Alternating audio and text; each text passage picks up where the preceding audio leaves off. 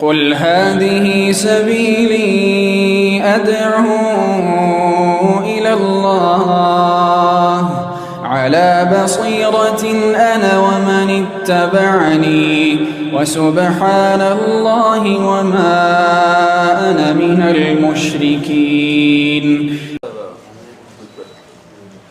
So the non-authentic ahadith, my knowledge is like they were said to be non-authentic because of the narrative. Yeah. Like there were doubts about the memory of the narrator. So is there like no chance that there would be something authentic in that? Like, is it completely rule out that they are like non-authentic? Yeah. So the brother asked regarding non-authentic ahadith, and he said that he heard this is because of the memory of the narrators. And that's one criteria. That is one of the criteria. And if it is non-authentic, is there no other chance of it being authentic? So I mean, this is a very vast topic. It cannot be explained in one sitting or a few moments. There are several criteria for a hadith to be non-authentic. From them is that which relates to the narrators. From them is that which relates to the way the narrators heard this hadith and spread them to their students. There can be a break in the chain. So there are several criteria for a hadith to be deemed non-authentic. That's first of all. Second of all, some of these criteria or errors or these conditions, they make a hadith extremely weak. Ad-da'if al-shadid is called in Arabic, extremely weak. This is a hadith that cannot be deemed authentic. So for example, if a narrator is from the kadhabin, wadda'in, those who used to lie upon Prophet Muhammad sallallahu alaihi wasallam, those who used to make up hadith. So this narrator's hadith can never be deemed authentic. From ad-da'f al-shadid is a hadith that has a shudud, for example. For example, this hadith, this narrator has narrated it on the authority of Prophet Muhammad sallallahu alaihi wasallam, hadith marfu. He ascribed it to Prophet Muhammad sallallahu alaihi wasallam, this statement.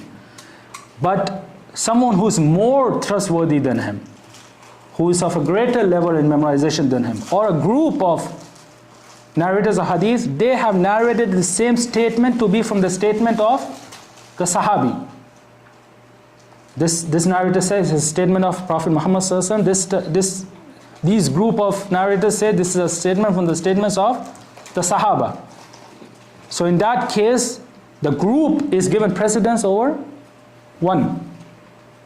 So this is called hadith shadh, in which there is opposition.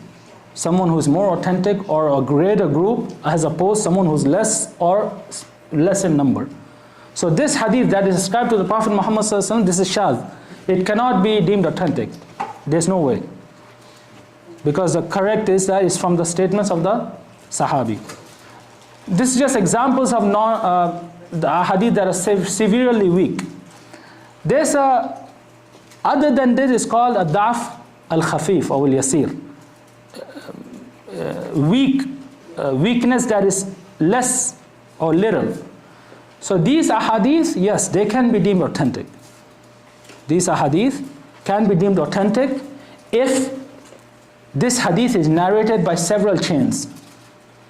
So you have this chain that has a defect that is small, that is not a major defect. And you have other chains that also have other defects, but they're also minor. So a combination of these chains can make that hadith hasan li ghayrihi. And it's something that one can accept. It's acceptable due to these various chains of narrations. Because these chains of narrations give proof that this hadith had an origin. It had a foundation. So the weakness is of various levels, as we said. The severe weakness, it can never be deemed authentic. There's no way. But the weakness that is lesser, so these, if there are various chains, it can be combined to make the hadith hasan li ghayrihi, which is acceptable. Understand? Now. Now we return, inshallah, to our topic after we finished the extremely brief biography of Imam al-Bukhari rahimahullah. We will now try to briefly study his book Sahih al-Bukhari. What was the methodology of Imam al-Bukhari in this book? What were his conditions? How did he organize it? Why did this book reach the level that it reached amongst the Muslims? What is the hidden aspect in that? Why did it reach this level? What are the books that have been written in service of this book? What are some of the aspects of knowledge that are hidden in this book? And throughout these lectures, we will try to focus on the differentiating aspects between these 6 books. What is Imam Bukhari known for in this book that Imam Muslim does not have? And he has something that he is known for that Imam Bukhari does not have. This benefits a student of knowledge to know that what these books contain and what differentiates them one from the other. So he knows what to look for. When he has some idea or he wants to search for something, he knows where to refer to so that he can find what he's searching for. So we say, first of all, when we start talking about Sahih al-Bukhari, the first topic we will talk about is the reason for Imam Bukhari authoring this book, rahimahullah. Why did Imam Bukhari author this book? The reason the scholars have mentioned is that Imam Bukhari was in the circle of hadith of his ustad and sheikh and teacher Ishaq ibn Rahuya, rahimahullah, that we mentioned from his great teachers was Ishaq ibn Rahuya. So he was in his circle of knowledge listening to hadith.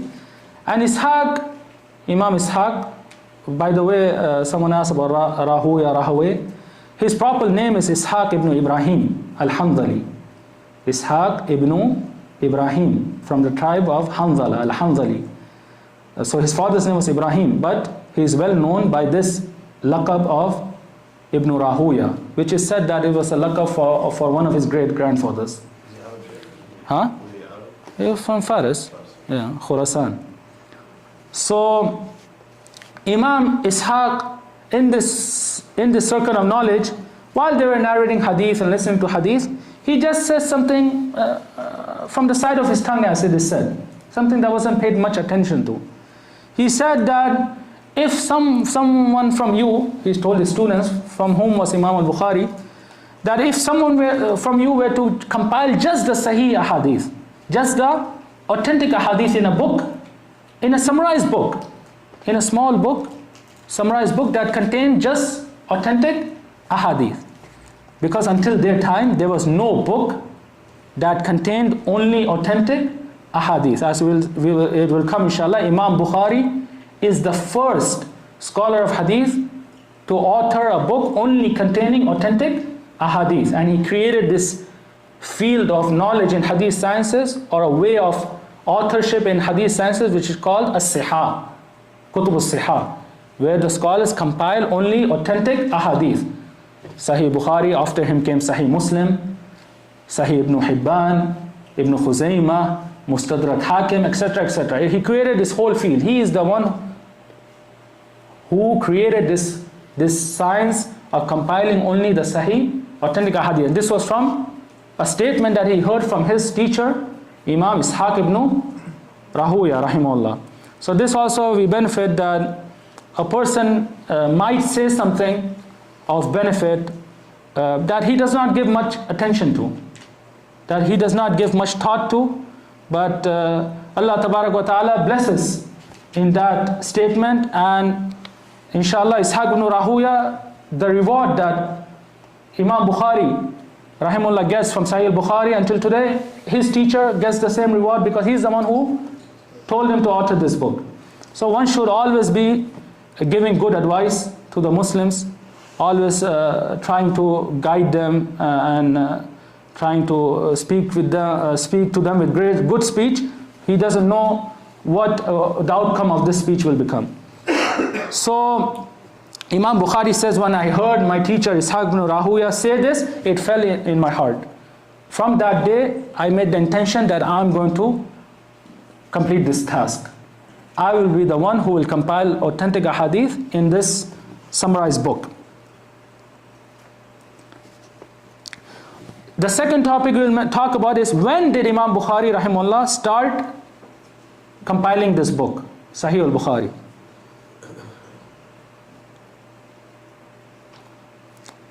So we say that Imam Bukhari rahimahullah started authoring or compiling this book, Sahih al-Bukhari, from a very young age. From a young age. For Imam al-Uqayli, he mentions a narration on Imam al-Bukhari rahimahullah that he, after completing the authorship of this book, Sahih al-Bukhari, Imam Bukhari presented it to 3 of his major and main shuyukh, teachers, so that they could review this book and give their ruling upon this book. 3 of the greatest scholars that lived at that time. Who were they? Imam Ahmad ibn Hanbal rahimahullah, Imam Ahl-Sunnah wal Jama'ah, Imam Yahya ibn Ma'in rahimahullah, Imam al-Jarh wa Ta'dil, and Imam Ali ibn al-Madini, Imam al-Ilal. So he presented this book, Sahih al-Bukhari, to these 3 great scholars and huffaz of that time, so that they can review this book and give their ruling upon this book. And all 3 of them, they agreed that everything in this book is authentic, except for ahadith. All 3 of them agreed that everything in this book, Sahih al-Bukhari, and this is a great testament from these great scholars, huffaz, that everything in this book is authentic except for ahadith that they themselves differed amongst themselves. Some of them said it's authentic, some of them said no. They differed amongst themselves regarding 4 ahadith. Imam al-Uqayli rahimahullah, who is from the great scholars of hadith, he has a great book, Ad-Du'afa, Du'afa al-Uqayli, in which he has compiled the weak narrators of hadith, and it is from the foremost books of weak narrators that a student of hadith should refer to. He says, وَالسَّوَى فِيهَا مَا الْبُخَارِ, that even these 4 ahadith that these 3 great scholars differed amongst themselves, the haqq is with Imam al-Bukhari that they are authentic. The truth is with Imam al-Bukhari that they are also authentic. So from this story, we can try to now frame or bring something into picture how this book came about and when it came about. So we see that amongst these 3 scholars, Imam Ahmad, Yahya ibn Ma'in, Ali ibn al-Madini. It's just a related question. Since Imam Bukhari met with Imam Ahmad bin Hanbal, rahimahullah, does that mean he is part of Tabi'ut Tabi'in? Imam Bukhari? Atba'u Tabi'in? Yes, the generation after the Tabi'in. No.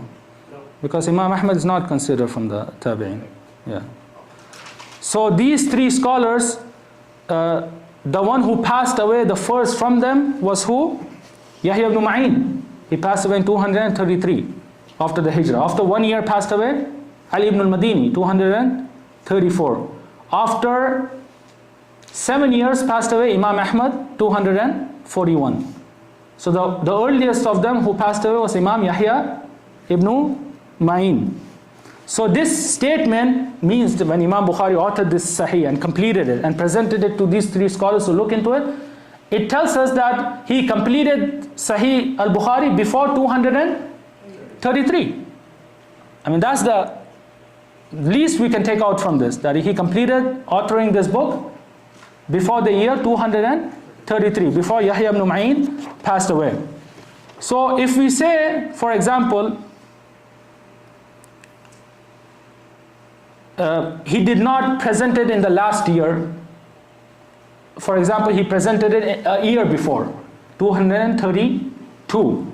So how old would have been The day he presented this, 232 minus 194, the year he was born in? Huh? He was 38. 38 years of age. And this is not the year that he started authoring this book, as we said. This is the year that he finished authoring the book. As a rough estimate. He finished authorship of this book and he was how old? 38. He was only 38.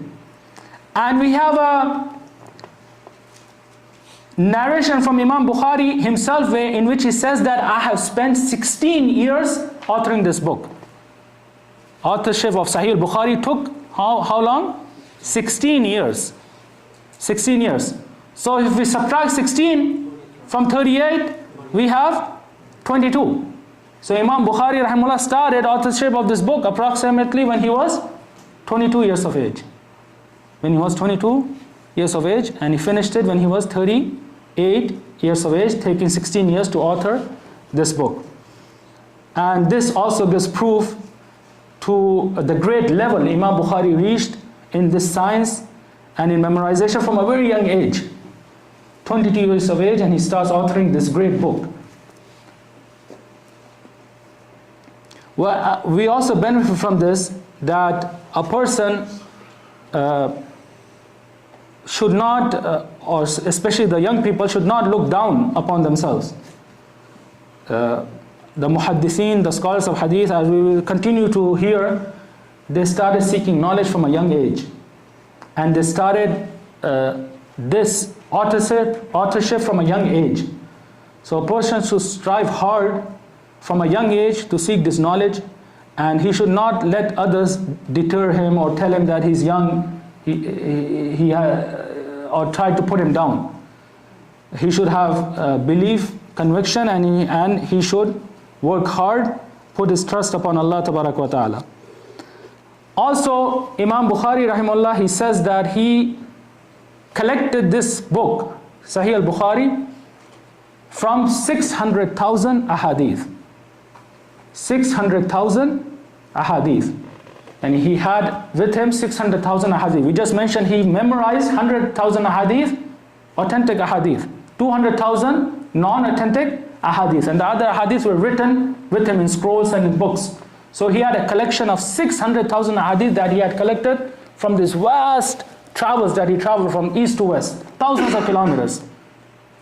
And he, as we said, heard from more than 1,000 shuyukh, from the kibar, huffaz, aimma of that time. So he had a collection of 600,000 ahadith.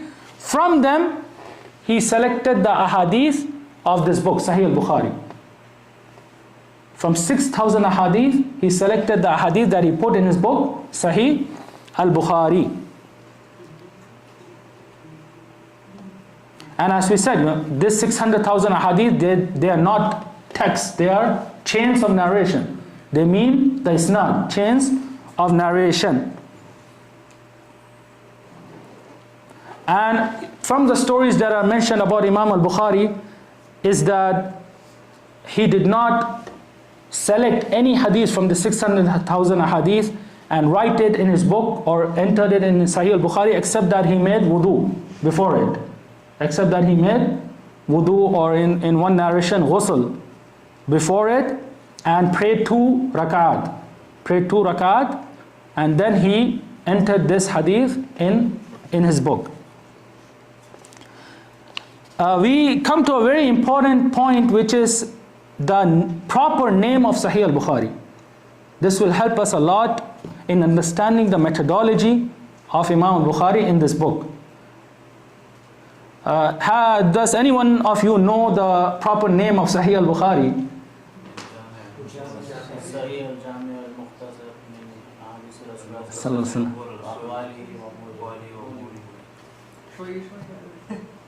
You came, ahsantum, jazakumullah khair. You brought most of the words, some were left and some you changed with other words. But these are most of the words. The proper name of Sahih al-Bukhari that Imam Bukhari himself title was Al-Jami' Al-Musnad Al-Sahih Al-Mukhtasar.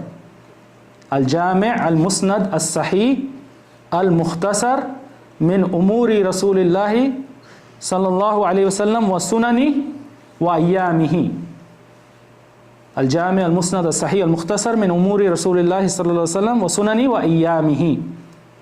This is the name that Imam Bukhari himself selected for his book Sahih al-Bukhari. And this is a very important name. Al-Jami' al-Musnad al-Sahih al-Mukhtasar min Umuri Rasulillahi sallallahu alaihi wasallam wa sunani wa ayyamihi wa sunanihi wa ayyamihi. And this is a very important title that we will take every word in this title and explain it, and from there you will understand the methodology of Imam Bukhari in this book. There's a benefit here, is that the muhaddithun, the scholars of hadith, they had, or one can derive their methodology in their books by various ways, by several ways. One is that there is a muqaddimah, introduction to this book, that the author himself has written. The author himself has written an introduction, a preface for this book, in which he has mentioned his methodology and the conditions he has followed in this book. And this is extremely rare near the muhaddithin. This is extremely rare. Most of the books of hadith you will not find with it an introduction or a preface. This is something that is well known in our times.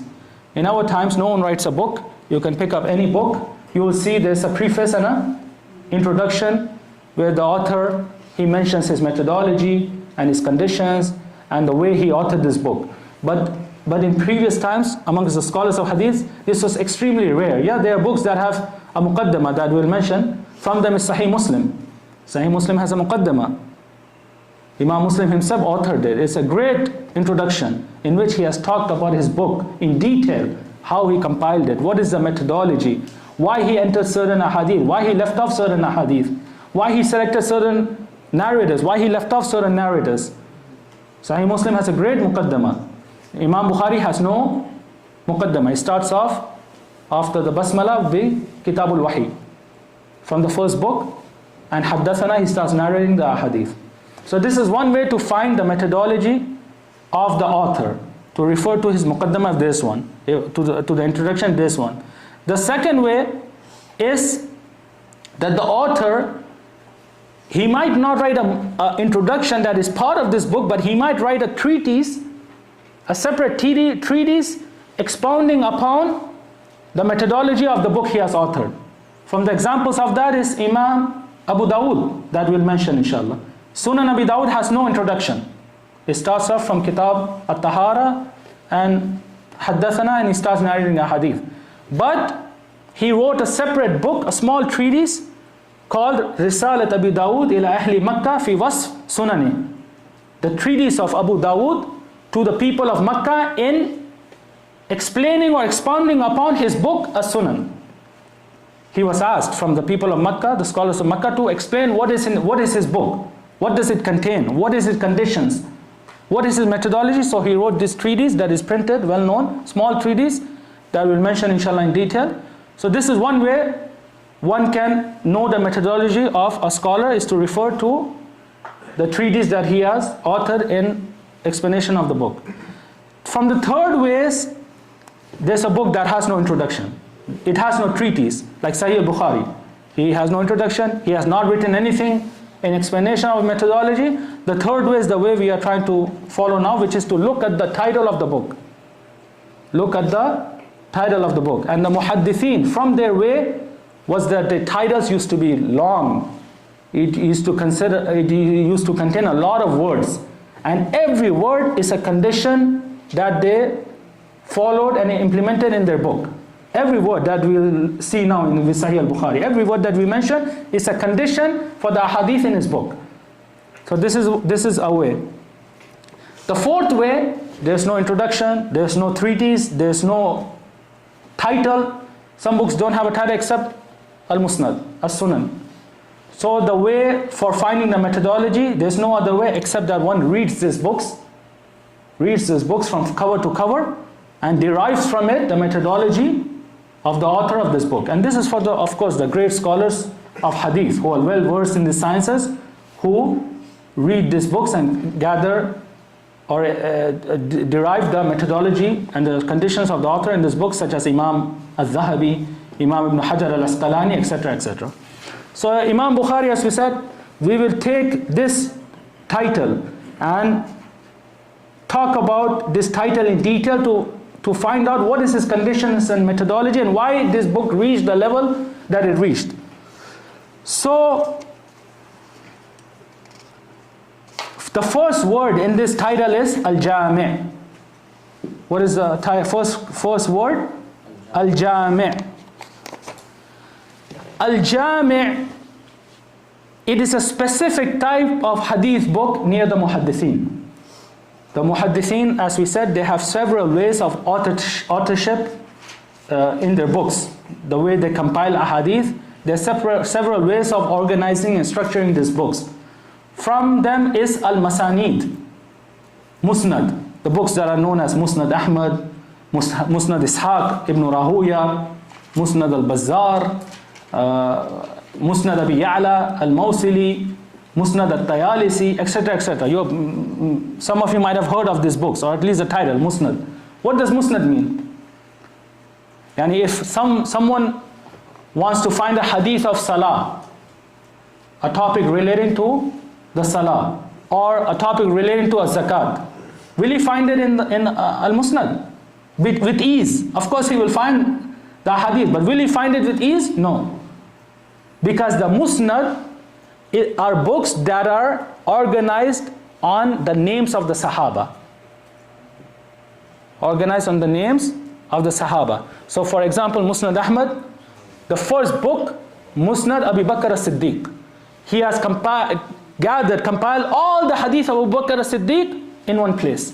Thousands of hadith. Salah, zakat, without any distinction. But the combining aspect is that all of these ahadith are ahadith that Abu Bakr as-Siddiq radiallahu anhu narrates on Nabi sallallahu alaihi wasallam.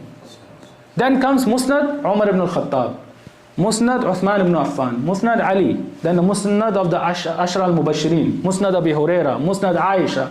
You will only find a hadith that Aisha radiallahu anha narrated on Prophet Muhammad sallallahu alaihi wasallam. So if one wants to find a hadith related to zakat, Salah in Musnad Ahmad that Aisha narrated, he has to read the Musnad of Aisha cover to cover or all the pages until he finds his hadith. Until he finds his hadith. One may ask, why would they author Masanid? What's the benefit? I mean, isn't this difficult? I mean, it doesn't benefit us, for example. We want to find a specific hadith related to a specific topic. We go to the Masanid and there are hundreds of books. Most of them have been lost. Masanid. Some of them have reached us. Musnad Ahmad is the largest book of hadith that has reached us. From way of benefit, I'm telling you. The largest book of hadith that has reached us is Musnad Ahmad. Anyone know how many hadith are in Musnad Ahmad? 800,000. Huh? More than 800,000. 40,000 hadith. 40,000 ahadith. 40,000 ahadith, and it is published in 52 volumes. 52 volumes is the largest book of hadith that has reached us. But this does not mean that there were not books bigger than it. From them is Musnad Baqi ibn Makhlad, rahimahullah. This Musnad, sadly, it has not reached us. We know nothing about it. We have no piece of paper from this book that reached us. It has been destroyed, like the thousands of literature of the Muslims that has gotten destroyed in various occupations and wars and etc. that happened throughout 1400 years of the history of Islam. Sadly, the Muslims have lost a great deal of knowledge. So this book has not reached us. This was the greatest Musnad that was ever authored. Musnad Baqi ibn Makhlad. The scholars have mentioned that it was in thousands of volumes. Thousands of volumes. And he was from the great Imam Hafiz of Andalus, of Spain. Rahimahullah. Just on this, when the scholars say this, we lost a lot. Yeah. Of course, we did not lose the two revelations. Yeah. Is that a correct statement? Obviously, that has to be reconsidered. Yeah, of course. I mean, the religion is preserved. The religion is preserved. The complete religion has reached us. everything the Muslims need, and from that time until the day of resurrection. But as we said, when the scholars talk about 40,000 ahadith, they mean asanid. So the ahadith, the usul, the foundation has reached us, the texts have reached us. But that same hadith could have been narrated by another sahabi that might not have reached us. Understood? The text has reached us, that which we need. But it has reached us from such and such sahabi. But the sahabi who narrated also heard it from the Prophet Muhammad sallallahu alaihi wasallam. He narrated that muhaddith narrated in his book, that maybe has not reached us. But it doesn't hurt us because the text, the foundation has reached us. What several chains of narration benefit is that it gives strength to a hadith. If a hadith is narrated by several people, several chains of narration, it raises its rank. A hadith that is narrated by several people, it gives proof that there was a foundation, and it is exactly as it is being narrated, in difference to a hadith that only one person narrates. Even though the hadith that one person narrates, if it's from the Imam al-Huffaz, the Muslim, it is obligatory upon us to accept it. It is obligatory upon us to accept it. So what's the proof that for your statement that we have got everything that we need? This is Allah Tabarak wa Ta'ala has mentioned in the Quran. And a Muslim in terms of hadith, Allah Tabarak wa Ta'ala has mentioned in the Quran. And for a Muslim to reject or have doubt in even one letter of the Quran is rejecting the entire Quran. So Allah Tabarak wa Ta'ala says, Inna nahnu nazzalna dhikra wa inna lahu lahafidhun. That we have revealed upon you a dhikr. We have revealed upon you a dhikr. He did not say al-kitab, a dhikr. And we have took the responsibility of preserving it until the day of resurrection. All the scholars from the times of the Sahaba, Tabi'in, the Salaf, all of them are united that dhikr is the Quran and the Sunnah. They are both the revelation. The Quran and Sunnah, both of them are revelation from Allah Tabarak wa Ta'ala. وَمَا يَنْتِقُ عَنِ الْهَوَىٰ إِنْ هُوَ إِلَّا وَحْيٌ يُوحَىٰ. That the Prophet ﷺ, whatever he says, it is not something of personal desire or personal say. Rather, everything that he says is revelation from Allah Tabarak wa Ta'ala. Could you repeat the title of the biggest Musnad? Musnad Baqi ibn Makhlad. Baqi ibn Makhlad. He was from the great Aimma Huffaz of Andalus of Spain. Rahimahullah. So Musnad Ahmad was based on Sahabi Ahmad? Musnad Ahmad is organized based on the names of the Sahaba. Based on the names of the Sahaba who narrated those ahadith. So you won't find Kitab al-Salah, Kitab al-Zakat, Kitab al-Hajj in it. So it's one book that has multiple Sahabas. Organized, every Sahabi's hadith is gathered in one place. Yeah. Okay, so as I said, Masanid. From the books of hadith are al-Jawami', Jami', which is Sahih al-Bukhari. What is al-Jami'? Like certain chapters, like it should have 8 chapters. Ahsantum, Jazakumullah khairan. Al-Jami' is a book of hadith that contains all of the chapters related to knowledge. Every chapter, every type of hadith basically is part of al-Jami'. So you have a hadith that are related to i'tiqad, belief. You have a hadith that are related to ahkam, the fiqh, the jurisprudence. You have a hadith that are related to seerah of Prophet Muhammad sallallahu alaihi wasallam, his biography. You have a hadith related to fadail sahaba. Those are hadiths that mention the status of the companions of Prophet Muhammad sallallahu alaihi wasallam. You have a hadith that are related to tafsir of the Quran. You have a hadith that are related to the signs of the hereafter, alamatu sa'a, etc., etc. Yani all types of hadith are gathered in this book, al-Jami', al-Jawami'. And this is different than as-Sunan, as we'll see. Why is it called Sunan Abi Dawud? Why is it called Sunan Abi Dawud, and why is Tirmidhi called Jami' at-Tirmidhi? Understood? Sunan Abi Dawud, Jami' at-Tirmidhi. One cannot say Jami' Abi Dawud and Sunan at-Tirmidhi. Even though some people say Sunan at-Tirmidhi min bab at-tawassu', but the proper terminology and name is Jami' at-Tirmidhi. Why? Because Tirmidhi contains all of these ahadith. As far as Sunan Abi Dawud, the books of Sunan only contain ahadith that are related to fiqh, jurisprudence, that are related to ahkam, tahara, salah, zakat, hajj, etc. You will not find in the books of Sunan ahadith related to the seerah, ahadith related to the fadail al-sahaba, ahadith related to tafsir, ahadith related to i'tiqad, ahadith related to alamat al-sa'a, targhib wa tarhib, etc. You will not find it in the Sunan. Understood? So Imam Bukhari named his book Al-Jami', which means that it contains every type of hadith. Every type of hadith.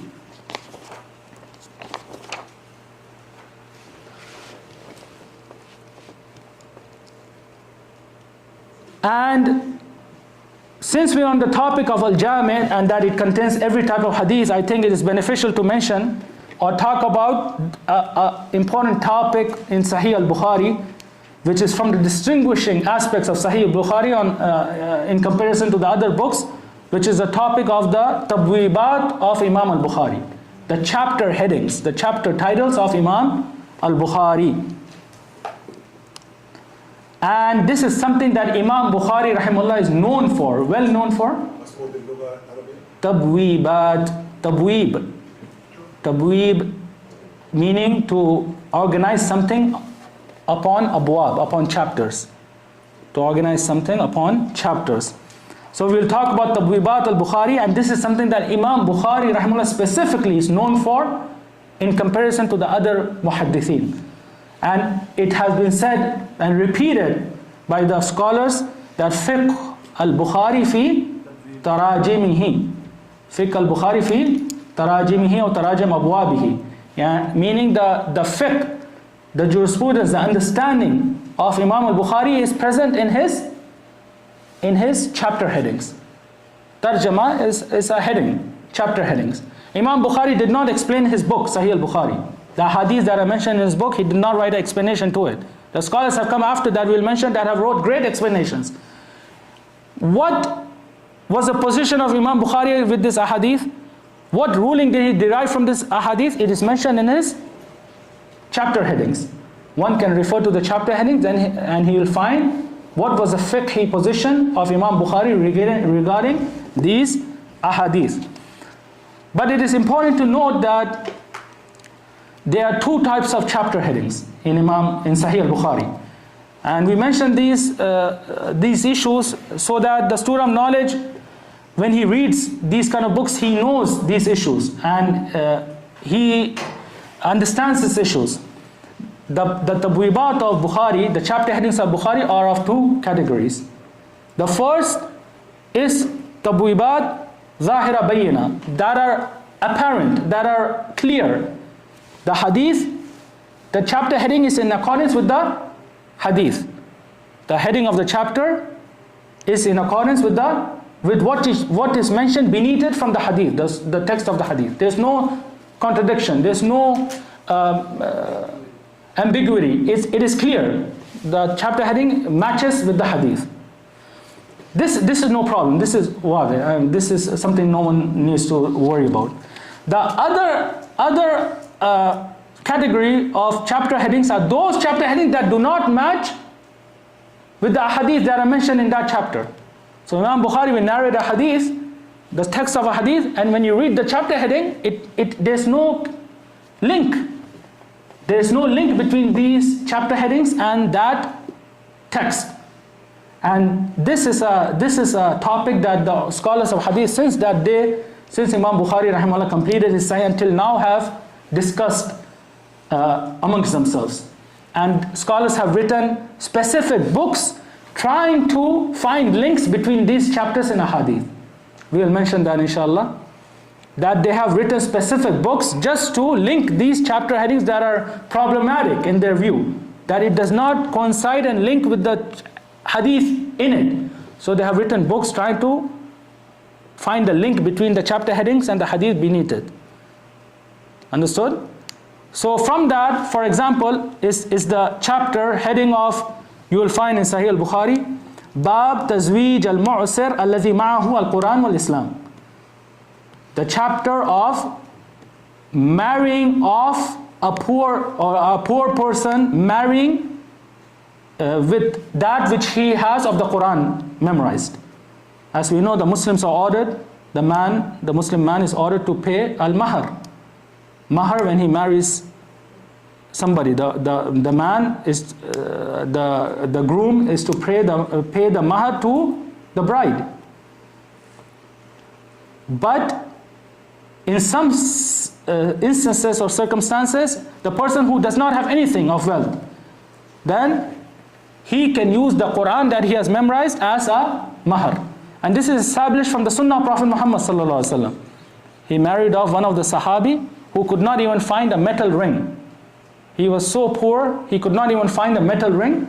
So the Prophet sallallahu alaihi wasallam asked him, do you have any surah memorized, anything from the Quran? He said, yes, so and so. So he said, I marry you off to such and such Sahabiya based on this surah or these surah. Teach her that surah and surah. This is your mahar. Okay, so Imam Bukhari, he mentions this chapter. The poor person marrying with the Quran that he has memorized. What is the hadith that he mentioned? Does he mention this hadith that I just told you in this chapter? This hadith is authentic. It's found in Sahih Bukhari, but in another place. Does he mention this hadith in this chapter? No. He mentions a hadith in which Abdullah ibn Mas'ud radiyallahu anhu, he says that kunna naghzu ma'an nabi sallallahu alaihi wasallam laysa lana nisa, that we used to travel in Allah's path with the Prophet Muhammad sallallahu alaihi wasallam, and we did not have with us our women, our wives. فَقُلْنَا يَا رَسُولَ اللَّهِ أَلَا نَسْتَخْسِي. So we asked permission from Prophet Muhammad sallallahu alaihi wasallam for al-khisa. Al-khisa is castration. So they asked permission from Prophet Muhammad sallallahu alaihi wasallam to not fall in sin, to perform castration. So the Prophet Muhammad, so Abdullah ibn Mas'ud radiyallahu anhu says, فَنَهَانَا عَنْ ذَلِكَ. The Prophet sallallahu alaihi wasallam forbade us from castration. He forbade us from castration.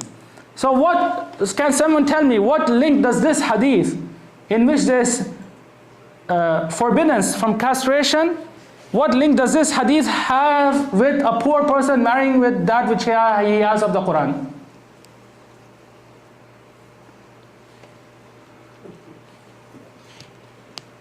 Naam. Yes, both could have a common instance of a man being mahroom, yani unable to fulfill his desire.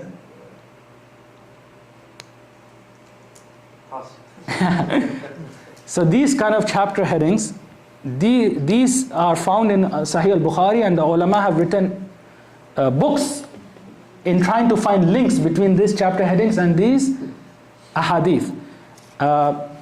We say that the ulama mention about this specific chapter and this hadith that Imam Bukhari has this chapter heading, or made this chapter heading, to show that the young people, there's no way that they can avoid marriage. There's no way that a young person who has desires can avoid marriage. And marriage is something that's a necessity in Islam. It is part of the religion.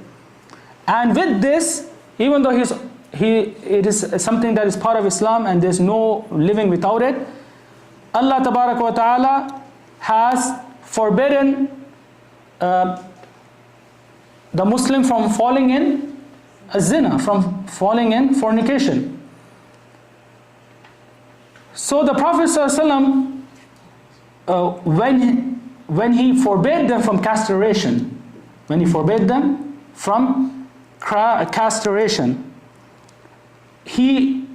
Bukhari took from this that this will be a great mashaqqa upon the Muslim. And this will be severe discomfort and a burden. This will be a burden upon the Muslim. He's been ordered, or marriage is something he cannot live without, and he cannot fall in zina, and he's been forbidden from castration. Understood? So he made this chapter heading as something that leads, or what is the makhraj from this problem? What is the solution of this problem? That if someone is poor, he does not have mahar, then he can marry with that which he has of the Quran. He has been ordered to get married, he has been forbidden to commit zina, he has been forbidden to commit castration, and the only thing that is stopping him is al-mahar, money, financial means. So he can marry with that which he has of the Quran. So this is the fiqh of Imam al-Bukhari that he has put in his chapter headings, that a person cannot understand except with great contemplation and pondering and researching. And we say that, why would Imam Bukhari bring a chapter heading that is not clear, that is not apparent? Is there a reason for that? Isn't something being clear desired? And it is desirable that you say a speech that is clear, that is apparent. You do not come with speech that has ambiguity, that is not clear. So thus Imam Bukhari rahimahullah does not know this. Why would he bring these kind of chapter headings that are not clear, that do not link with the hadith? Perhaps these hadiths were linked together during that time when they were teaching the people. It was clear to him, but it's not clear to us. Ahsantum. This is one of the answers. This is one of the answers, that from the great status that these ulama reached in their knowledge, it was something that they understood and they thought others understood. But when people like us come along, who do not understand anything from knowledge, even the clear becomes ambiguous for us. Even the clear needs to be explained. And the ulama, they have a saying in Arabic, al-ma'ruf la yu'arraf. That which is clear is not explained. I mean, someone was to say, explain to me what Makkah is. That which is clear cannot be explained. So one of the answers is that this was clear to them, and it has become ambiguous to people like us, or those who came after them. One of the main answers, the scholars have mentioned, is that this is the way the muhaddithin, and they use this a lot, to make a student of knowledge work his brain, to research, to ponder, to think. This was from the way they used to teach. They wanted a student of knowledge to tire himself in seeking knowledge so that he can reach a level. If everything is given to him, he will not reach it. They wanted him to think, to ponder, to combine, to read, to research, so that he can derive the fiqh in this abwab. And this is not something new or strange. Imam Ibn Hibban, every one of you, I'm sure, has heard of the book Sahih Ibn Hibban. Everyone has heard of the book. The Sahih Ibn Hibban that is published, and it has several editions. It is not the way that Ibn Hibban wrote it. It is not the way that Ibn Hibban, rahimahullah, structured it. One of the scholars were much after him, after centuries, in the 700 or 800 Hijri, Ibn Baliban. Ibn Baliban, he is the one who structured Sahih Ibn Hibban upon Kutub and Abwab, Kitab al-Tahara, Kitab al-Salah, that you find today, so that the people can easily benefit from it and refer to it and research it. But Ibn Hibban did not write this book this way. And we used to think, as Sharik mentioned, that much of the literature of the Muslims has been lost. But this is not something that we can say with guarantee. Alhamdulillah, even today, we find books, manuscripts in various parts of the world that people used to think they are lost, and we find them, alhamdulillah. Several books have been published in the last 5, 10, 20 years that the scholars used to think, the Muslims used to think they have been lost. And alhamdulillah, someone went to a faraway place in Germany, in Turkey and Uzbekistan, and they found the manuscript of the book. They found the manuscript of the book. And there's several examples of these books that have come and have been published in the recent years. So from them was Sahih Ibn Hibban. The ulama used to think it's lost. The original book is lost. And it wasn't for Ibn Baliban, Sahih Ibn Hibban, we wouldn't have it amongst us. Until 3-4 years ago, they found Sahih Ibn Hibban, the original manuscript. The original manuscript was found, and now, alhamdulillah, it is published. So the proper name of Sahih Ibn Hibban is at-Taqasim wal-Anwa'. At-Taqasim wal-Anwa'. So he structured his book upon Taqasim and Alwa. He would say at-Taqsim al-Awwal, an-Naw al-Awwal, an-Naw al-Thani, an-Naw al-Thalith, at-Taqsim al-Thani. It is a structure that is not like any book of hadith. It is a structure not unlike any book of hadith. It's not masanid, it's not abwab fiqhiyya, chapters of fiqh. It is something totally different. And he mentioned the reason for this. Imam Ibn Hibban, in one of his books, he talked about Sahih Ibn Hibban, and he mentioned the reason. He said, I purposely found a way, and he was from the geniuses of this ummah. All the muhaddithin were. There were people who were geniuses. He said, I purposely thought of a way that I could structure my book in the most difficult way possible. I thought of the most difficult way possible, and I structured my book based on that. Why? Why? So that I want the student of knowledge to struggle in this knowledge. I want the student of knowledge to struggle like we struggled. Nothing is given easy. We are memorizers. I want him to memorize. There's no way he can find a hadith in my book except that he memorizes it. So they wanted hifz to continue. They wanted to preserve this blessing that Allah had blessed Muslims with, the blessing of memorization. And when the Muslims started relying on papers and written, the hifz became weak. So they wanted to preserve this. So he said, there's no way a person can benefit from a book except that he memorizes it from cover to cover. So this is something that the muhaddithin used from past generations. So Imam Bukhari, one of the big reasons that the ulama mention about this tabwibat is that he purposely did this so the student of knowledge, he starts thinking, contemplating. So this is one of the main reasons that the ulama have mentioned about these tabwibat.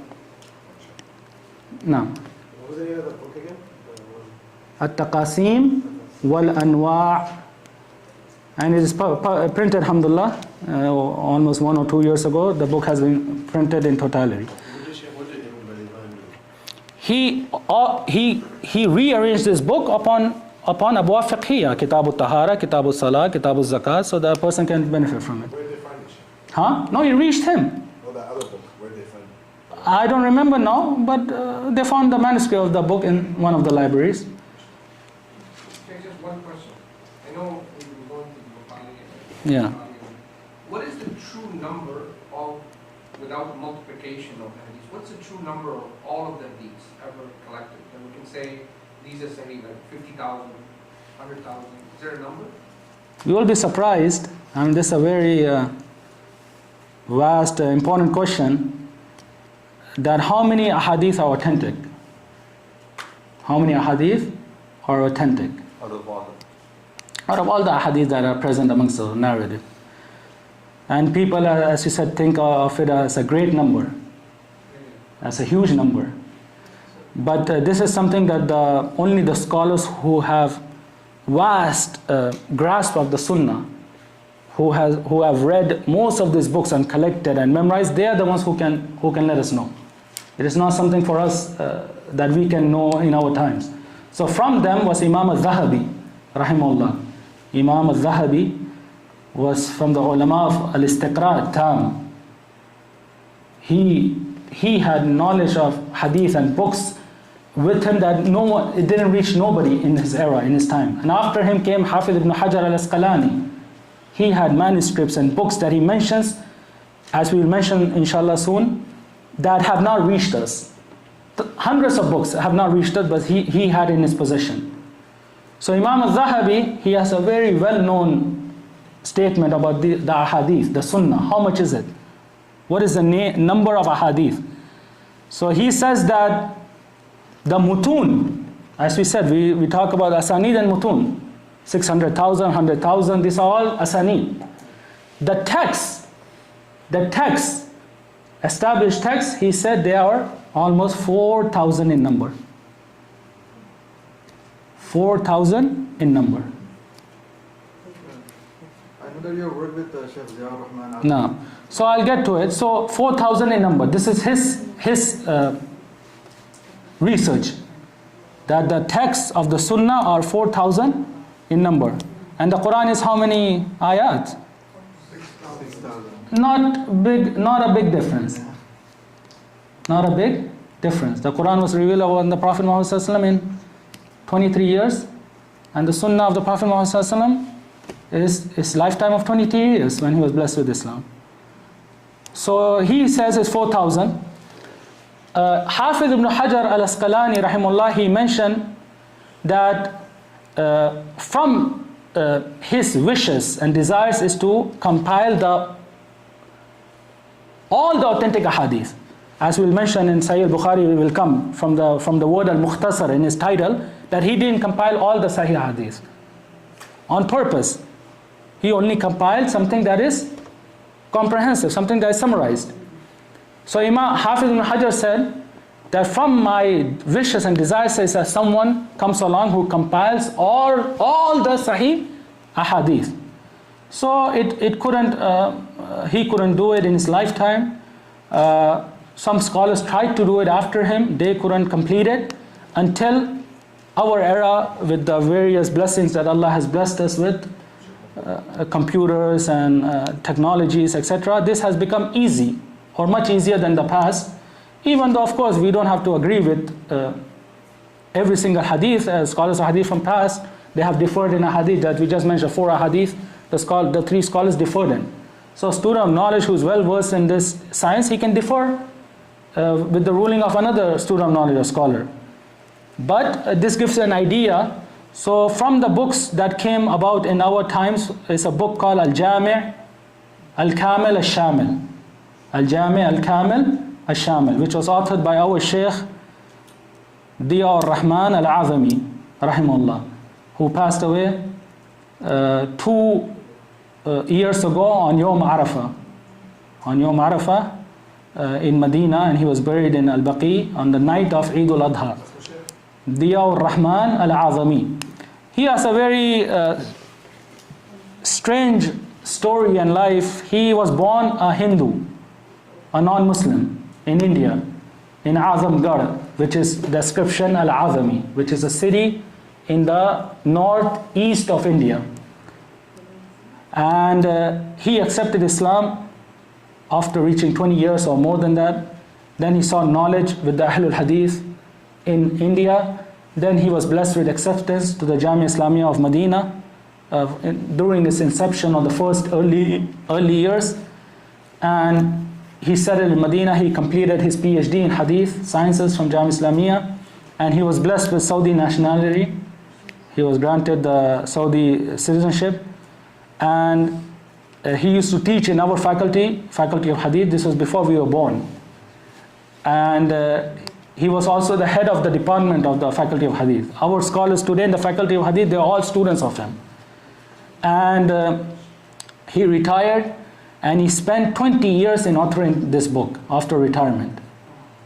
And this was a thought of his since the day he accepted Islam. He used to always say this, and this is recorded, I think, even you can find videos of him saying this, that when I accepted Islam, I found a book that has the kalam of Allah Tabarak wa Ta'ala, the Quran.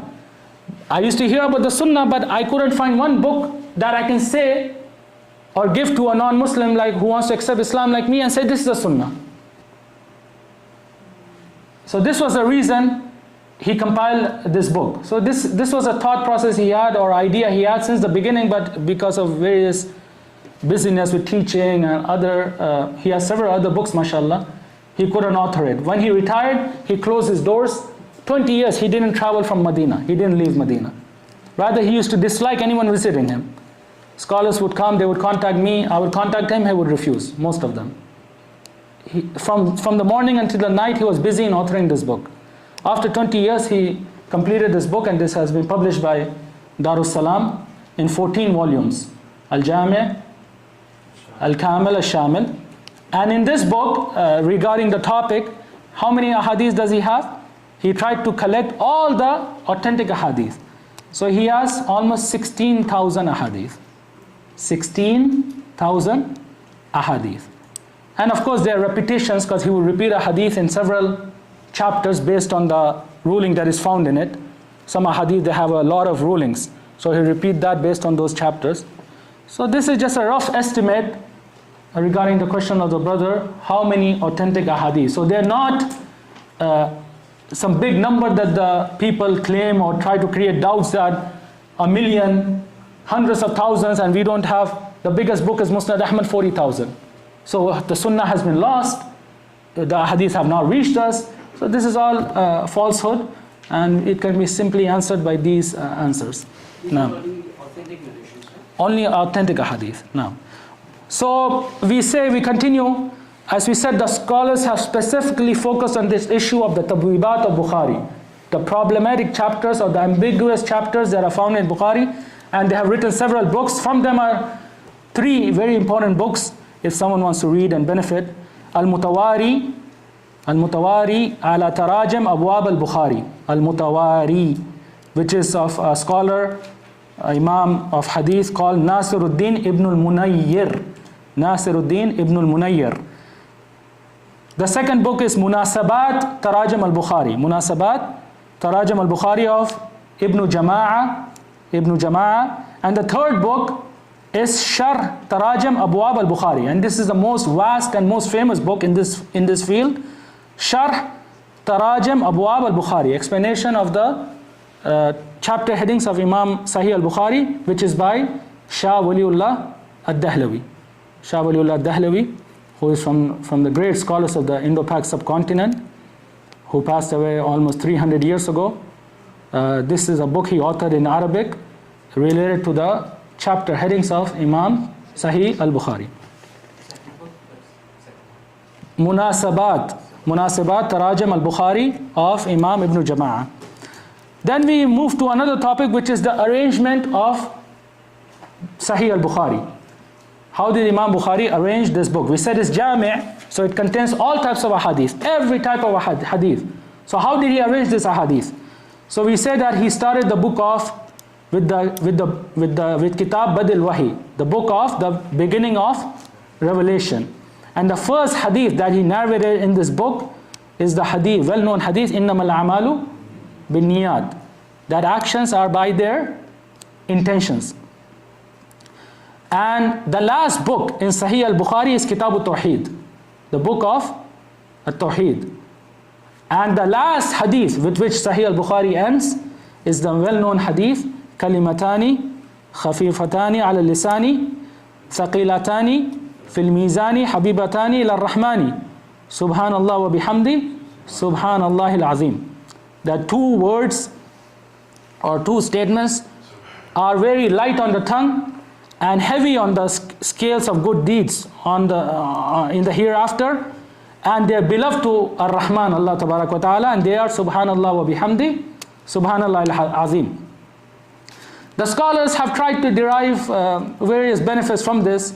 So some of them said that he started off with this book, Badil Wahi, the commencement of the revelation, to show that his book will contain this revelation, the Sunnah.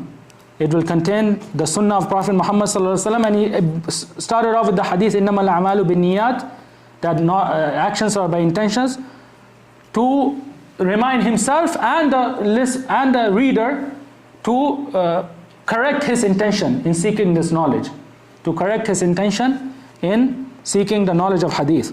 And he finished off with Kitab al-Tawheed, the book of al-Tawheed, to show that this is the foundation. This is the foundation upon which actions are based, are accepted or rejected. If there's no Tawheed, the actions are not acceptable near Allah Tabarak wa Ta'ala. And he finished a hadith off with kalimatan, this hadith, the two statements hadith, to show that the actions of a Muslim will be weighted on the scales on the day of resurrection. And every person is to be held accountable, and he will be judged on his actions. And the other ways the scholars have mentioned or talked about these. Why did he start off with this hadith and ended with this hadith? The second word in the title is al-Musnad. We said al-Jami', finished with al-Jami'. The second is al-Musnad. Al-Musnad. Okay, we have a problem here, which is that we just said al-Masanid, Musnad, the book is organized on the way, on the names of the Sahaba. Every Sahabi's hadith is gathered together. Is Sahih Bukhari organized that way? No, we just mentioned it's organized based on books and chapters. Badil Wahi, Iman, Tahara, Salah, etc. So what does he mean by al-Musnad? Huh? Ahsantum, Jazakumullah khair. He means another meaning that the muhaddithin use, which is that I will only mention Musnad hadith in this book. This book contains only Musnad hadith, not that it is organized on the way of the Masanid, rather the hadith in this book are all, they are Musnad. Musnad meaning they are all muttasil and marfu. The chains of narrations are connected and they are narrated on the authority of Prophet Muhammad sallallahu alaihi wasallam. This is what al-Musnad means. That I will mention a hadith in this book that are with connected chains of narration until Prophet Muhammad sallallahu alaihi wasallam. So this also, there's a benefit in this, that some books you will find they're called Musnad, but they're not arranged according to the way of the Masanid. So the authors, they mean this meaning of Musnad, that the hadith in this book, they are with connected chains of narrations upon the authority of Prophet Muhammad sallallahu alaihi wasallam. Such as what? Musnad al-Darimi. From the 9 books of hadith, we are talking about the 6 books. The scholars add 3 books to it and they call it the Kutub at-Tisa, the 9 books of hadith, which is Muwatta Malik, Musnad al-Darimi, and Musnad Ahmad. Musnad Ahmad. Musnad al-Darimi, even though it's called Musnad, it is organized on the way of the Sunan. It has chapters and headings. So Imam Darimi also means this meaning of Musnad. Understood? So when Imam Bukhari means this meaning, that every hadith in my book is with a connected chain of narration on the authority of Prophet Muhammad sallallahu alaihi wasallam. So we take from this that the authentic ahadith that he wants to compile in this book are only those that are mentioned with authentic chain of, with a connected chain of narration on the authority of Prophet Muhammad sallallahu alaihi wasallam. The ahadith that he mentioned in this book that are not on this condition are outside the realm of the condition of being authentic. They can be authentic and they cannot be authentic. Understood? So from them is example the hadith that is not connected, mu'allaq. Al-mu'allaq, al-hadith al-mu'allaq. Mu'allaq means that the author of the book, the muhaddith, Imam al-Bukhari, he has hidden part of the chain of narration. One or more men from the chain, from the narrators of this hadith. So either they can hide their scholar who they heard the hadith from. So Imam Bukhari, instead of saying haddathana, that I heard my shaykh narrate to me, he would remove or hide the name of the shaykh and mention the shaykh above him. The shaykh, his teacher's teacher, but he will use the word qala. Qala, yani so and so said. He will not say he narrated to me, because this will be falsehood. He will say qala. And this, hiding these men, he can hide his teacher, until he reaches the Sahabi. So some of the mu'allaqat you find in Bukhari, he will say qala Umar ibn al-Khattab. There's no chain from Bukhari until Umar ibn al-Khattab. Of course, Bukhari did not meet Umar ibn al-Khattab. He did not see him. He lived a century after him. So this is mu'allaq. He has hidden the chain of narration and narrated it or ascribed it to the sayer of this statement. Qala Umar ibn al-Khattab. Or even the Sahabi, they can hide it and say Qala Rasulullah sallallahu alaihi wasallam. This hadith is not with a chain of narration, it's a mu'allaq. Understood? So the mu'allaqat, this is something that Imam Bukhari is known for also, as we said, tabwibat.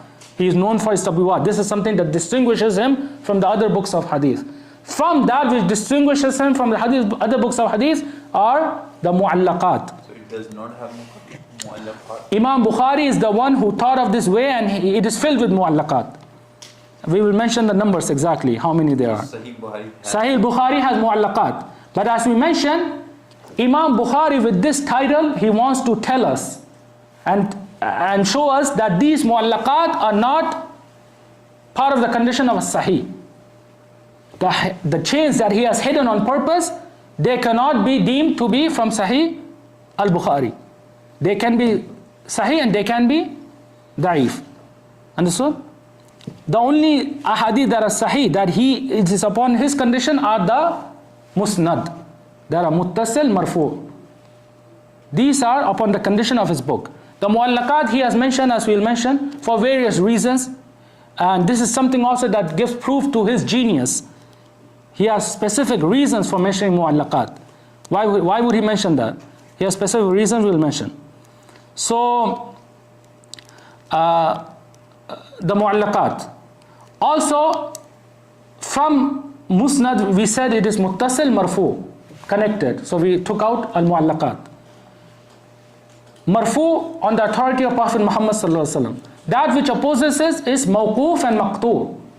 That which ends on the authority of the Sahaba or the Tabi'een. This statement is not a statement of Prophet Muhammad sallallahu alaihi wasallam, rather it is a statement of the Sahabi or the Tabi'i. So you will find mawqufat and maqtu'at in Sahih al-Bukhari, and these are also not upon his condition. He mentions them as an added benefit to explain some of the hadith, because from the madhab and from the religion of the Ahle-Hadith is that they follow the Quran and the Sunnah or understand them according to how the Salaf, the Sahaba and the Tabi'in understood them and implemented them. So he will mention their positions and their rulings and fatwa as an added benefit to this ahadith. But no one can come and say that this mawquf, this hadith that he narrated on the Sahabi, it has a broken chain, so Imam Bukhari has da'if ahadith. No. This is outside the condition of sahih. Understood? These he has mentioned for specific added benefits and reasons that someone cannot say that this opposes his condition of as-sahih, authenticity. Understood? Yeah. The third, and we'll talk about it inshallah in detail also now, the third word in his title is as-sahih. Al-Jami', Al-Musnad, as-sahih. And this is the most important word in this title. And this is, as we said, Imam Bukhari is the first muhaddith, the first scholar of hadith who has compiled only authentic ahadith in a book. Before him, the scholars used to compile along with the authentic ahadith, other types of ahadith, weak ahadith, other ahadith. Imam Bukhari is the one who has compiled only authentic ahadith. And does anyone know what is a sahih hadith? Just 5 conditions. Ahsantum.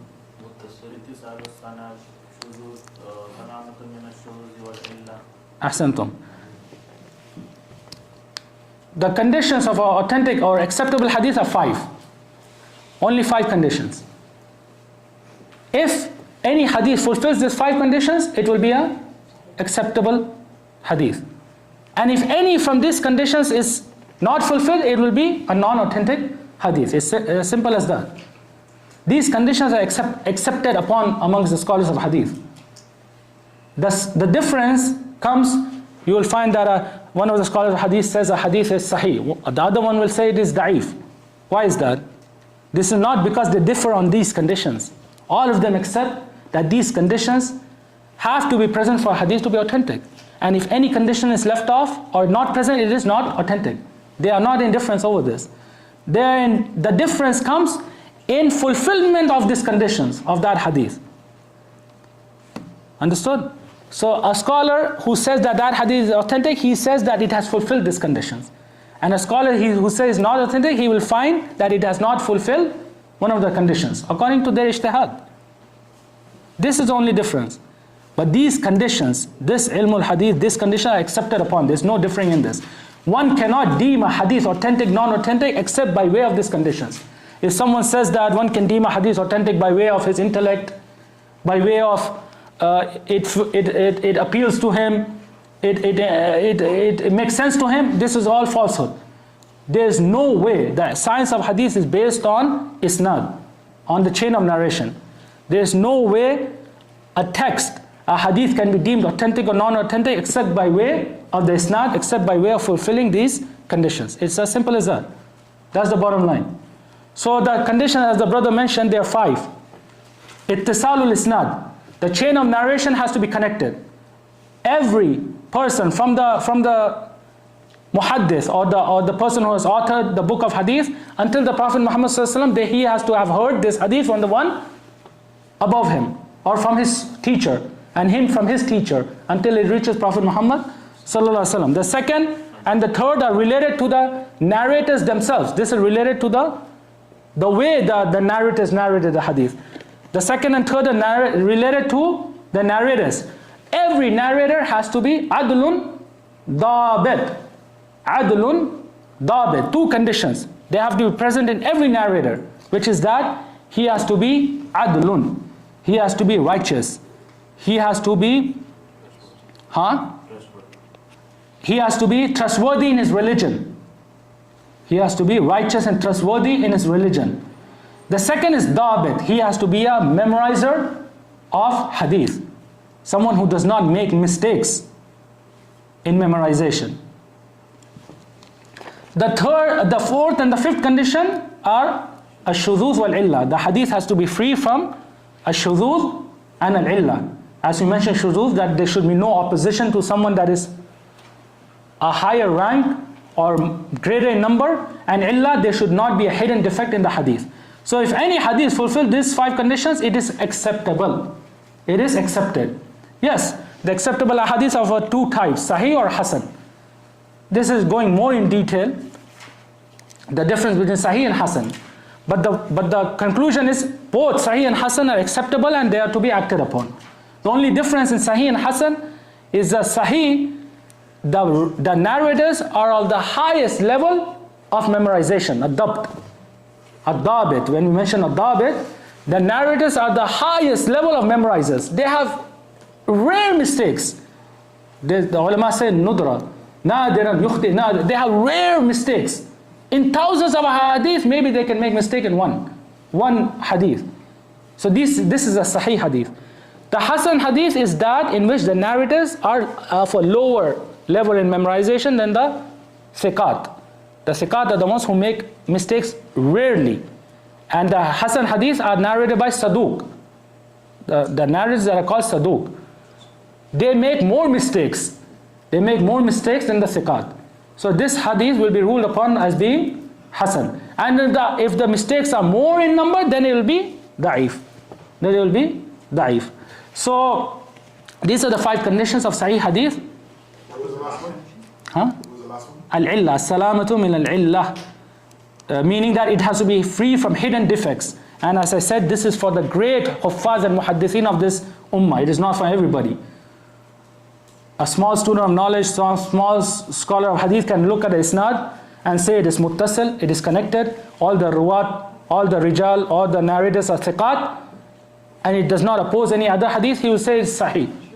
This is where you find the difference. It is sahih. But imam from the huffaz, he will come and find a hidden defect that this student of knowledge could not find. So this hadith will become mu'all, something that is non-authentic. You mentioned that Sahih Bukhari has a lot of mu'allaqat, Yeah. which is hidden chains. Yeah. The chains that are hidden by. Imam Bukhari himself. So how can they be verified? That they are We will mention, the scholars have just like Tabwibat al-Bukhari, they have authored books. The scholars have authored specific books on mu'allaqat of al-Bukhari. mu'allaqat, to combine these chains, finding chains for these ahadith that Imam Bukhari hid. Isn't it a contradictory, like the definition of being authentic is like Yeah. the chain of the narrator has to be Yeah, connected. yeah. But there are mu'allaqat. Yeah, so as we said, when he says al-Jami' al-Musnad al-Sahih, so he's telling us that the Sahih ahadith are the Musnad ahadith. The Sahih ahadith are the Musnad ahadith that are connected. Right. And everything that he has mentioned that is not connected on purpose, then it is not to, he is not to be held blame for. He has done it for a specific purpose. So they can be authentic and they can be non-authentic. The Sahih is the Musnad. You have to combine, look at it together. These are all his conditions together. One cannot take one word and hold him accountable for something he has not made as a condition. It has to be looked upon together. Understood? So the chain that he hid, Yeah. so he perhaps... We will mention it in detail. We'll mention it in detail. I always, and this is something the scholars recommend, that a student of knowledge should memorize the main books and mutun that he needs. The main books in every sciences, because as we said, the Muslims are people of memorization. Islamic sciences are based upon memorization. And the scholars, alhamdulillah, to make memorization easy for people like us, or in later generations, they found a way of al-manzumat. Speech is of two types, al-manthur and al-manzum. Manthur is written speech, the normal speech. Al-manzum is poetry, prose. And as everyone knows, memorizing something that rhymes is easier than that which does not rhyme. So the scholars use this way in composing poetry of books so that a student of knowledge can easily memorize and remember it. So from the books of sciences of hadith, that every serious student of knowledge and student of hadith should memorize is Alfiyat al-Iraqi. Alfiyat al-Iraqi. Imam al-Iraqi, who is Zainuddin Abul Fadl Abdul Rahim ibn Hussein al-Iraqi, he was a sheikh and ustad and teacher of Hafiz ibn Hajar al-Asqalani. He was the ustad of Hafiz ibn Hajar al-Asqalani, from a great muhaddithin. He passed away in the year 806 after the Hijrah. And Hafiz ibn Hajar passed away in the year 852, after him by almost 40 something years.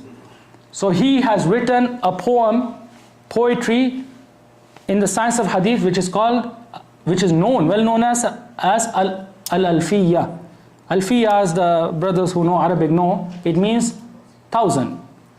Yeah, meaning this poetry contains 1,000 lines of poetry, 1,000 proses, 1,000 lines of poetry. And the proper name of this book is at-Tabsira wa Tazkira. So this is a book that a serious student of hadith should memorize, and the one who properly studies this text, he will inshallah be from the serious and respected students in this field. And the scholars have explained this book, from them Fathul Mughith. Alfiyya was authored by Hafiz ibn Hajar's sheikh, teacher, and it was explained by his student, by Ibn Hajar's student As-Sakhawi, Imam al-Hafiz As-Sakhawi, who passed away in the year 902. He wrote a great book, Fathul Mughith bi Sharh Alfiyat al-Hadith. Fathul Mughith, in explanation of the Alfiyat of Iraqi, which is published in 5 volumes. So a student of knowledge, if he reads this book properly on a scholar of hadith, inshallah he will reach a great level in this science of hadith. So what does he mention in this poetry? As I said, it's easy to remember than normal speech. He says, وَأَهْلُ هَذَا الشَّأْنِ قَسَّمُوا السُّنَنِ إِلَى صَحِيحٍ وَضَعِيفٍ وَحَسَنٍ فَالْأَوَّلُ الْمُتَّصِلُ الْإِسْنَادِ بِنَقْلِ عَدْلٍ ضَابِطِ الْفُؤَادِ عن مثله من غير ما شذوذ وعلة قادحة فتوذي. So if someone had to memorize these 3 lines, he would have memorized these 5 conditions that we just mentioned in text form. So this is just a side benefit. So as I said, these are the... What's the easiest sharh of Alfiya al-Iraqi for beginners? He himself has written an explanation. Imam al-Iraqi, al-Hafiz al-Iraqi himself has an explanation, very brief notes, Sharh al-Tabsira wa Tazkira. It is printed. So it is a starting point, but Fath al-Mughith, it is considered the ending book in the science of hadith. If someone reads this book properly, understands the scholar of hadith, inshallah he will reach a great level in this science. Very little will be left from this science after that. Sakhawi, Imam al-Sakhawi. From the scholars of our time? They have explained the book in audio form. We have attended their lectures. I don't know if anything is published. The scholars always explain this book. I don't know if anything is published. Yeah. So as I said, these are the 5 conditions of authentic hadith. So Imam Bukhari, the Sahih, the Musnad Ahadith in his book, it is not possible that there is any hadith that does not fulfill these 5 conditions. Any Musnad hadith that does not fulfill these 5 conditions. It is connected. The narrators are the highest level of memorizers and trustworthiness in the religion, and it does not oppose other ahadith, and it has no hidden defects. So there's no hadith except that it fulfills these conditions. And we want to give an example by which a person can understand why Imam Bukhari reached this level, and why the ulama and the ummah, the entire Islamic nation, agrees that this is the most authentic book after the book of Allah Tabarak wa Ta'ala. As we said, the books of Sahih are many. Sahih Muslim, Sahih Ibn Hibban, Sahih Ibn Khuzaymah, Mustadrak Hakim. Many scholars have written books trying to compile only authentic ahadith. So what differentiates Imam Bukhari from those people? They also have compiled authentic ahadith, and they all know about these conditions, don't they not? All of them know about these conditions. They are all united upon this. And they have narrated ahadith or compiled ahadith that fulfill these conditions. So what differentiates Imam Bukhari from them? Why is the ahadith of Imam Bukhari, Sahih al-Bukhari, the cream of the crop of authentic ahadith? All of them fulfill these conditions. The ahadith, are the authentic ahadith just in Sahih al-Bukhari? No, we will mention that when the next word comes, al-Mukhtasar. There are many authentic ahadith outside of Sahih al-Bukhari. But why is Sahih al-Bukhari considered the cream of the crop? They are the highest level of authentic ahadith. Very specific with narrators. Exactly, ahsantum. He has a condition in narrators that none of the ulama after him have. As we said, the ulama, they will accept a hadith of a thiqa rawi, that he has very rare mistakes, which fulfills the condition here. Adlun tabit. He is trustworthy in his religion, and he's a memorizer who has very rare mistakes. Imam Bukhari goes a level further. Imam Bukhari goes a level further than this, and we'll give an example so that a person can understand it. From the great muhaddithin of this ummah is Imam al-Zuhri. Imam al-Zuhri, Ibn Shihab al-Zuhri. Ibn Shihab al-Zuhri, he was from the Aimma of the Tabi'een. He passed away in the year 124 after the Hijrah, 124. And he is from the narrators of hadith about which are called alayhi tadur al-asanid. That many of the asanid, they come and meet with or meet on az-Zuhri. And there are only very few narrators that have been described as such. That the asanid, they circle around him. That several asanid, they meet with Imam az-Zuhri. From them are other, like Abu Ishaq al-Sabi'i, rahimahullah. And other than them are also mentioned. So, Ibn Shihab al-Zuhri, as we said, he was a great muhaddith. He had thousands of students, countless students. So the scholars, they divide these students in various levels, tabaqat.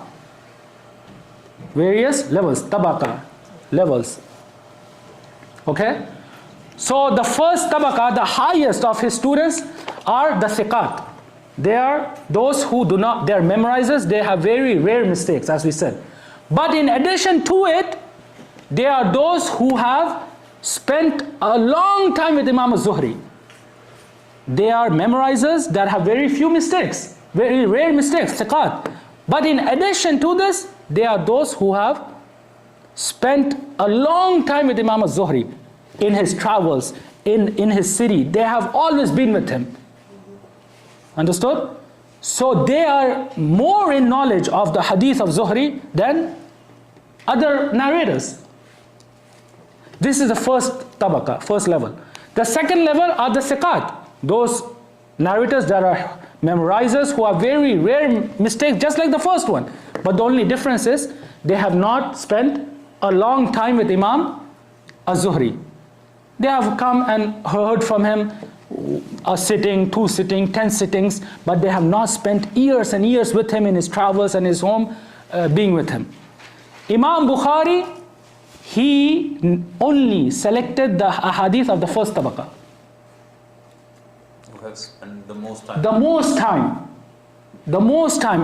In addition to them being thiqat, memorizers who do not make mistakes except rarely, which is a condition of every Sahih hadith, he has additional condition that he only took the hadith that has spent the most time with his teacher, with his scholar, like in the example of Imam Zuhri, the first tabaqah. Imam Muslim, as will come, his majority of his ahadith are the second tabaqah, the second level.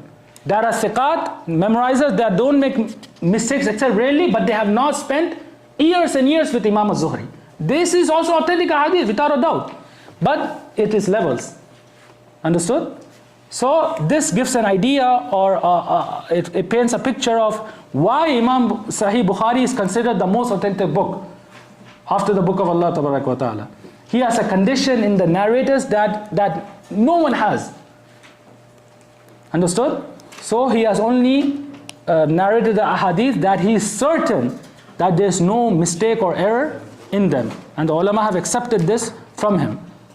So all the ahadith in Sahih Bukhari, in the chain of the narrators, Yeah. we have Imam Shihab al-Zuhri. No. We just give an example with Ibn Shihab al-Zuhri. Every narrator that is in the chain of al-Bukhari, Imam Bukhari, tries to narrate that hadith if he has it on his students that have been the most, that have spent a long time with him. Right. And those ahadith that he could not find, he left it off. As we said, he has memorized 100,000 sahih hadith or asanid, but he didn't put everything in his book. Right. But wouldn't that make Imam Shihab al-Zuhri the narrator? Because let's say if you are the teacher, Yeah. then I'm coming here, Yeah. I hear something from you, Yeah. then in the chain that I would write Yeah. write your name. Of course. Right? Yeah. So wouldn't, So, for example, you are here and you heard from me, right. and you wrote it, or you memorized it. The brother behind you, he is also here, heard it, memorized it. You came for this sitting and you left. The brother has been with me for years, decades, and he'll remain with me. So Imam Bukhari will select his hadith because the one who has spent the most time with his teacher, he knows the way he speaks, how his ahadith are. He's more in knowledge of his ahadith than the one who came for one sitting. This guy who came, you for example, came for one sitting, maybe you might have mistaken in your memorization. Maybe you might have made a mistake in writing. The one who has sitting for decades, he knows the way of the teacher, how he speaks, how he talks, so he can find those mistakes that you cannot.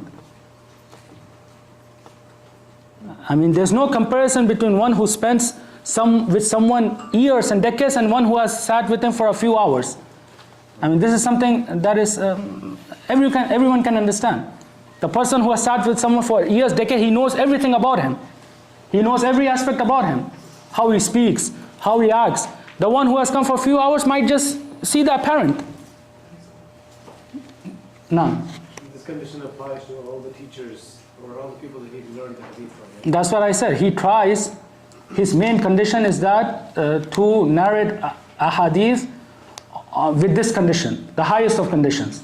But of course, we don't want to go into detail. I mean, this science is the ocean. He might sometimes also narrate for the second level, like Imam Muslim. But there are specific reasons, but as we said, they're extremely rare. They're extremely rare. Yeah. So can we say that there are like 6 of these narrators around whom like most No, I mean, we can't say with number, but some ulama have tried to mentioned them, like Imam Ali ibn al-Madini, the great Imam and Hafiz, the Imam of al-Ilal. He has a book, al-Ilal, the book by this science. It is published. Sadly, it also, only a small part of it has reached us. Most of it is lost. Only a small part has reached us and it is published. In that, he begins that book by saying that the isnad, it circles around 6 Sahaba. And they are the ones who narrated the most. Most ahadith you will find from their narration. Then he mentioned their students were 6, and their students were 6. Example. But of course, we cannot say that these are only the 6 narrators that are the ones upon whom the Sunnah revolves around. No. But of course, there's no doubt that some narrators have narrated much more than others. Even from the Sahaba, some Abu Huraira, he cannot be compared in volume of his narrations with other Sahaba. So this is something very understandable. So with this,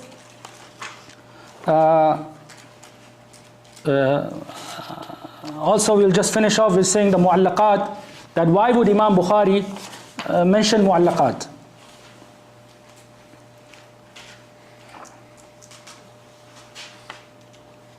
The mu'allaqat are of 2 types.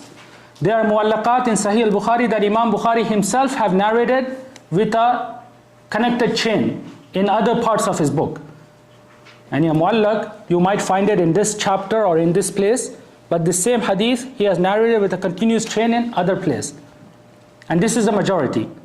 The majority of the mu'allaqat he has narrated with a continuous chain in other parts of his book. So, and the remaining mu'allaqat are the ones that he has not narrated with a continuous chain in other parts of his book. So we ask, if he has narrated this mu'allaq in a continuous chain of narration in other part of his book, why would he narrate it in mu'allaq huna? He has a continuous chain, does he not? I mean, if he has mentioned a continuous chain in another part of the section of the book, that means he has a continuous chain. So why would he hide his shaykh or the one above it or the one above until the Nabi sallallahu alaihi wasallam? Why would he mention it mu'allaq huna here? Huh? And it connects to Mukhtasar. Maybe it's not that strong. No. To prove the point that you mentioned, that we take our deen also from like a specific like from the Salaf or scholars. The answer is that from the way of the muhaddithin, and this is something you will find with them a lot, and you will find in other books that we'll talk about. They did not like repetition, repeating the same thing over and over again. This was disliked amongst them. They would not repeat a hadith except if there's added benefit in it. This was necessary for them. So a hadith Imam Bukhari narrates in one chapter because it has several sentences. So he mentioned in a specific chapter based on a few words in that hadith. If he was to narrate the same hadith in another chapter based on another part of the hadith that coincides with that chapter, he needs to have something that differentiates it. So either he would narrate it on another shaykh he heard that hadith from. And in the first, he would narrate it on one shaykh. In the second instance, he would narrate it on another shaykh. There has to be a difference. There's a difference in the isnad. He heard it from another shaykh, or that shaykh heard it from another shaykh. The hadith is the same, but because of this difference, he would mention it in 2 places. Or there's a difference in the text. There's an addition of a word. There's an addition of a word or a subtraction of a word. So for this difference, he would narrate both ahadith, musnad, connected chain. But if he was to use a hadith in a specific part of his book based on the fiqh that is present in it there, and it has another fiqh that he needs in another chapter, but he didn't hear it from another shaykh, there's no difference in his words, so to differentiate, he would hide someone from the chain of narration. He would hide someone from the chain of narration because the muhaddithin disliked repetition. And this is something you'll find a lot. For them to repeat something, it must have had added benefit. Either in the chain of narration there's a difference, or in the wording there's a difference. And if there's no way, there's no change in the chain of narration, there's no change in the wording, he would make it mu'allaq. This is something he thought of. This is from his genius, intelligence. Mu'allaqat. In present time, we sometimes, we use abbreviations. Like if we don't want to repeat something, we just say number. Yeah, I got it. At the bottom we say. I got it. A, B, fulan. Yeah.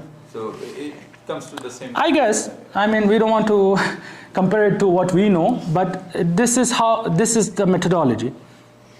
So the mu'allaq that he has in one part, it is found connected in another part. That's one category, and this is no problem. This is hadith that is sahih on the condition of Imam Bukhari. Even though he has mentioned mu'allaq in one part, as long as it is connected in another part, it is on the condition of Imam al-Bukhari, the highest level of sahih, authenticity. Now we come to the second part, which is the ahadith that are mu'allaq in Bukhari, and we do not find it connected in other parts of Bukhari. He has just mentioned this hadith mu'allaq in his sahih, that's it. He has hidden a chain, a person from the chain of narration or more, and it is not connected. So this category, the scholars have given special attention to this category, and they have authored several books in connecting these mu'allaqat, in finding the chains of narrations of these ahadith from other books of ahadith. So from the most famous of these books is the book Taghliq at-Ta'liq. Taghliq at-Ta'liq of Imam al-Hafidh Ibn Hajar al-Asqalani. Imam Ibn Hajar al-Asqalani, he has a book, Taghliq at-Ta'liq. Yani closing that which is open. Ta'liq is, there's a break, there's openness. So closing that which is connecting that which is broken. Taghliq at-Ta'liq, which is a great book in which one can see the great level that Imam Ibn Hajar Asqalani reached in sciences of hadith. So in this book he's connected these mu'allaqat. He narrated them with chains of narrations and connected these mu'allaqat. And as we said, these mu'allaqat in Imam al-Bukhari that he has not connected in other parts, they have no special position because they are mentioned in Sahih al-Bukhari. They are just like any other ahadith. If they are found to be connected and the chains of narration, the narrators are authentic, we will say it's sahih. And if they are found to be broken or the chains of narrators are not authentic, we will say they are da'if. They have no speciality because these mu'allaqat are in Bukhari. As long as Imam Bukhari has not mentioned them himself with a connected chain. And this is what Ibn Hajar has done in his book. He has connected them, and a lot of them are sahih, and some of them he has ruled upon them by being da'if. And as he said, this is outside of the condition of Imam al-Bukhari. Al-Musnad as-Sahih. As long as these are not Musnad, they are not upon the condition of Sahih. They can be Sahih, they can be not Sahih, and Imam Bukhari, rahimahullah, cannot be held accountable or blamed for these mu'allaqat. And I guess we will stop here, and we'll continue inshallah after the break with the fourth word in his title, which is al-Mukhtasar. وذكر فإن الذكرى تنفع المؤمنين وما خلقت الجن والإنس إلا ليعبدون